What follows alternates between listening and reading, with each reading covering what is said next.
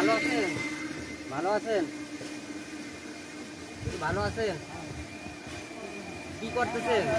Remittance যোদ্ধার পক্ষ থেকে, ইসলামী আন্দোলনের পক্ষ থেকে, ইসলামী যুব আন্দোলনের পক্ষ থেকে তাকবীর। আসসালামু আলাইকুম ওয়া রাহমাতুল্লাহি ওয়া বারাকাতুহু। রেমিটেন্স যোদ্ধা অভিভাবক, একটু জোরে করে বলবেন। রেমিটেন্স যোদ্ধা হলো একটা প্রবাসী।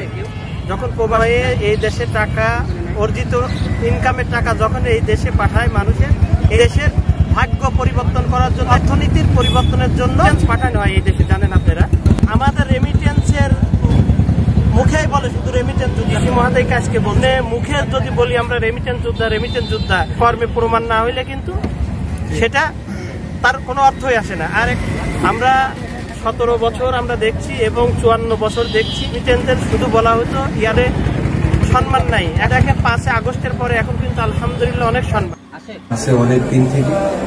এবং আমাদের এই অঞ্চলের আমার মনে হয় পদ্মার এবারেই হবে সবচেয়ে সর্বোচ্চ রেমিটেন্স হোল্ডার, এবং উনি আমাদের রেমিটেন্স গ্রাহক হিসেবে সবচেয়ে যে বড় অবদান উনি রাখছেন। কুমারখালী শাখা ইতিমধ্যে ওনার কারণে কুষ্টিয়া জেলার সর্বোচ্চ রেমিটেন্স ব্যাংক হিসাবে স্বীকৃতি পেয়েছেন, এবং উনিও সে স্বীকৃতি অর্জন করেছেন। মাননীয় ভিসি মহোদয়ের কাছ থেকে পুরস্কার পেয়েছেন, ক্রেস্ট পেয়েছেন, এবং আমরা আমাদের কুমারখালী শাখার পক্ষ থেকে ওনাকে অভিনন্দন জানাচ্ছি এবং ওনার সাফল্যের জন্য দোয়া করে যেন উনি আরও সামনে এই ব্যাংকের জন্য অবদান রাখতে পারেন। এবং যারা রেমিটেন্স যোদ্ধা হিসেবে আছেন ওনার সারাউন্ডিং এরিয়াতে, উনিও বলছেন যে আমি ইসলামী ব্যাংকের জন্য কাজ করি এবং ইনশাল্লাহ সামনেও সবাই এই ব্যাংকের জন্য, এই ব্যাংকের মাধ্যমে রেমিটেন্স পাঠানোর জন্য উনি সেই কাজ করবেন। আল্লাহ ওনাকে জাযাকায় দান করুন, আমাদের সকলকে কবুল করুন, ইসলামী ব্যাংকটাকে কবুল করুন, এবং আনোয়ার ভাইয়ের জন্য আমরা স্পেশালি দোয়া করি আল্লাহ রাব্বুল আলামিন ওনাকে দিনের খাদেম হিসেবে কবুল করুন এবং আজীবন জন্য ওনার এই খিদমতটুকু ইসলামী ব্যাংক বাংলাদেশ সহ ইসলামী পুনর্জাগরণের জন্য, ইসলামের জন্য ওনার জীবনটা সবসময় যেন ব্যাপৃত থাকে সেই দোয়া কামনা করি। আল্লাহ আমাদের সবাইকে কবুল করুন। আসসালামু আলাইকুম।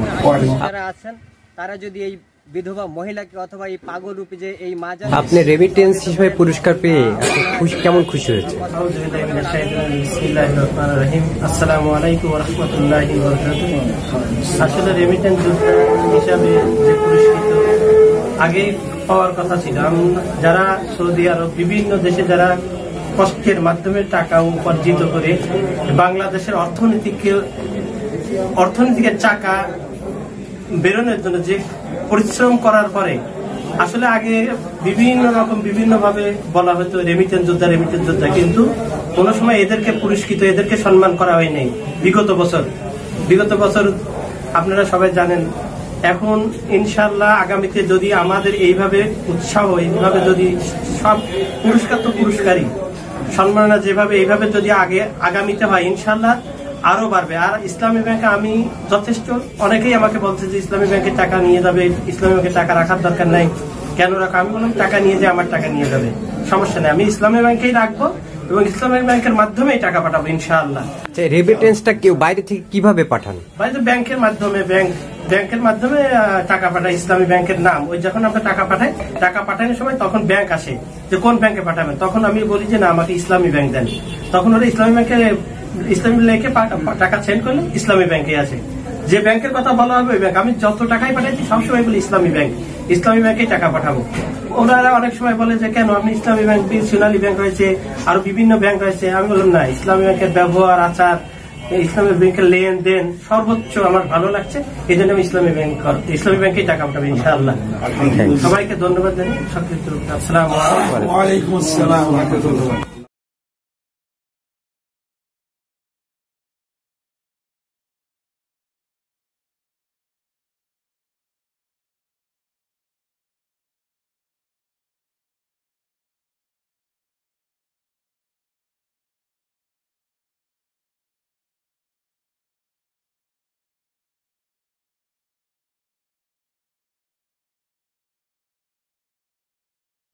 প্রতিরোধ বিষয় মানবাধিকার সংবাদ কর্মী সংস্থার পক্ষ থেকে আমাদের একটা মাসিক পত্রিকা বের করব। সাপ্তাহিক আমরা প্রথম শুরু করব, আর আরেকটা পত্রিকা আছে সেটা না, আমরা একটা পত্রিকা বের করব। এই পত্রিকার বের করার জন্য যে প্রস্তুতি, সে প্রস্তুতি ইতিমধ্যে সব গ্রহণ করা হয়েছে। সারা বাংলাদেশের নিউজের জন্য যারা প্রতিনিধি রয়েছে তাদেরকে বলা হয়েছে, চেয়ারম্যানকে বলা হয়েছে। চেয়ারম্যান বলছে আমি বলে দিচ্ছি, তাহলে আপনারা একটা সিদ্ধান্ত করে আমাকে জানাইলে আমি সেই প্রস্তুতিটা গ্রহণ করব। ধন্যবাদ। আজকে উপস্থিত সুদীবৃন্দ, আসলে আমরা খোকসায় সাংবাদিকতা অনেকদিন ধরে করে আসতেছি। বিভিন্ন বাধা, বিভিন্ন সমস্যার সম্মুখীন আমাদের হতে হয়। তা আমরা আমার হুজুর অনেক কথাগুলি বলছে, তো যেহেতু আমাদের পাশে একজন বড় ভাই রয়েছে রেমিটেন্স যোদ্ধা, যেটা আমাদের অহংকার, আমাদের গৌরব। আমরা চাই সে যাতে আমাদের পাশে থাকে, আমাদের কথা সুখ দুঃখে আমাদের পাশে থাকে, এবং তার মাধ্যমে খোকসায় উন্নয়ন হোক, সেটাও আমরা কামনা করি। খোকসাবাসীর আমাদের দেশে ভালো কিছু উপহার দিক, সেটাও আমরা কামনা করি। এবং আজকের যে বিষয়টা নিয়ে এখানে আমরা এখানে উপস্থিত হয়েছি, যে তাকে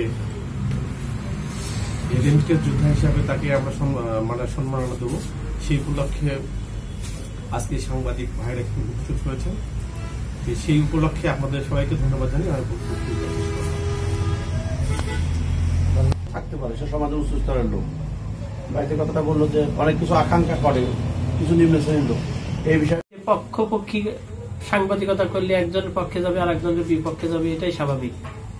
এই জন্য আমরা পক্ষে যার যাবে আর যার বিপক্ষে যাবে, আমরা সঠিক সিদ্ধান্ত এবং সঠিকটা যদি আমরা তুলে ধরি, পক্ষে যাক বিপক্ষে যাক, আমার আল্লাহ যদি খুশি থাকে, রাজি থাকে, সেটা আমাদের জন্য কিচ্ছু না। কিন্তু সাময়িকের জন্য হয়তো আমাকে কিন্তু অনেক চেষ্টা করছে, অনেক লোকে, অনেক বড় বড়টা চেষ্টা করছে আমাকে হয়রানি করার জন্য, আমাকে হেনস্থা করার জন্য, আমাকে থামাইয়ে দেওয়ার জন্য, আমাকে স্টপ করার জন্য, কিন্তু পারি নাই। কারণ আমার আল্লাহর উপরে ভরসা করে আমি আগে বাড়াইছি। আমি জানি যে আমি সত্য কথা বলবো, আমি সত্যের পথে চলবো, আমি সঠিক পথে চলবো। আমার যে একটা ইনকাম আছে, ওই ইনকামটা আমি গরিব মিসকিন অসহায় আল্লাহর দিনের উপরে ওটা দিয়ে দেবই, দেওয়ার চেষ্টা করতেছি এবং দেবো যতদিন বাঁচবো আমি, ইনশাআল্লাহ।